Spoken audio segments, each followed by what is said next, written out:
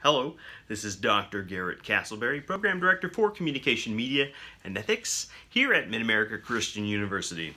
And I am here with our COM 4413 Communication and Social Change video discussion prompt number 2. In week 2 of Common Cultural Change, we shift into our second major book we are exploring in this course. Our lead author for the class is Jason Mittell, and he has some excellent works we're looking at. We are interested in television history, but we also have a larger project that we are working on throughout this course, a written project, television analysis. And so one of the things we can take away immediately, sort of forecast why this with this particular book was selected and what purpose it can have for us in the long run, is Mittell's Complex TV, the Poetics of Contemporary Television Storytelling.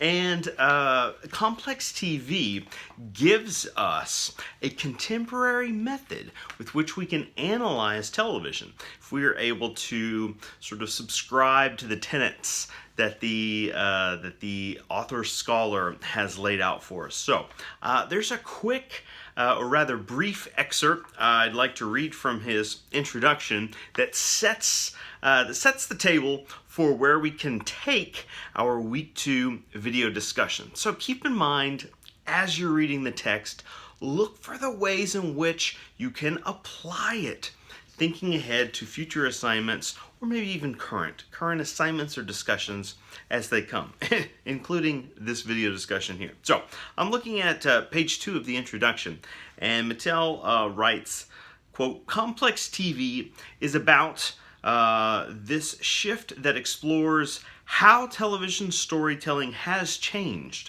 and what cultural practices within television technology, industry, and viewership have enabled and encouraged these transformations," end quote. And so it's a little bit of the author contextualizing the main thesis of this book. Okay, how television has become more complex in the storytelling style, and how we can analyze texts from TV in an effort to make sense of what messages they're communicating, but also understand the complex structures, right, that interconnect this experience. And so throughout the introduction, it's very important to never skip the introductions. The authors are always setting up their main arguments, and so it can take a little bit more time, even shorter introductions, to read through it, because there's a lot to unpack. So read that carefully. Piggybacking off of where the author leaves this on page 8 of the introduction, he writes, let's see, skipping down here,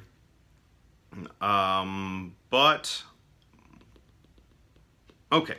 When doing such research with online fans, it is vital to remember that the type of diehard fan who participates in forums, creates remix videos, seeks out spoilers is not a typical television viewer. But the rise of online fandom has made a fan who does embrace such practices less of a fringe outlier and more of one who resides on one end of the spectrum of engagement. And I love this term, or this phrase, that's inadvertently offered here, the spectrum of engagement. That's something to think about, right? That the way we approach, interact with, and consume texts of all form, but specifically here TV texts, exists on a spectrum, and we bring different things to the table. So it got me thinking, a spectrum, right, representing this sort of a line where you have different points along it, about the two ends of the spectrum, right? Maybe on one end, a very active end, where you're highly engaged, you're seeking out ways to extend and expand the text, or rather, the textual experience for you, the viewer, the fan, the impassioned lover of that product or that idea. On the other end, you may have the reserved televisual experience. Perhaps it's more traditional. You're simply taking it in, you're not thinking too much about it, it's a way to pass the time, perhaps just a mild distraction, what have you. And so recognize we have these different unique experiences that take place along a continuum of how and what we do with the text. And so this is our discussion question for week 2. So video discussion prompt 2.